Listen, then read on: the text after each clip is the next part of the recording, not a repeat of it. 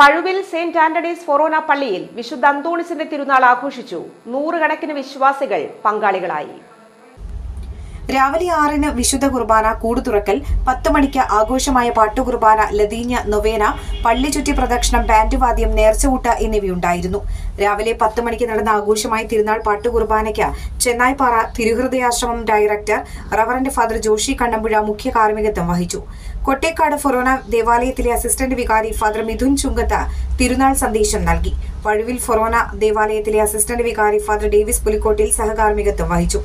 ഫൊറോന വികാരി reverend doctor Vincent Cheruvathur, assistant വികാരി father Davis Pulikkottil, ട്രസ്റ്റിമാരായ ടിൻഡോ Jose, Dino Devasi, Anto Mekkattukulam, Anil Antony, തിരുനാൾ convener Rinoy Johnson, Anthony നാമധാരികൾ, തിരുനാൾ committee അംഗങ്ങൾ, KCYM, ജീസസ് യൂത്ത്, CLC എന്നീ യുവജന സംഘടനകൾ, സെയിന്റ് ആന്റണീസ് കുടുംബ കൂട്ടായ്മ തുടങ്ങിയവർ പരിപാടികൾക്ക് നേതൃത്വം നൽകി.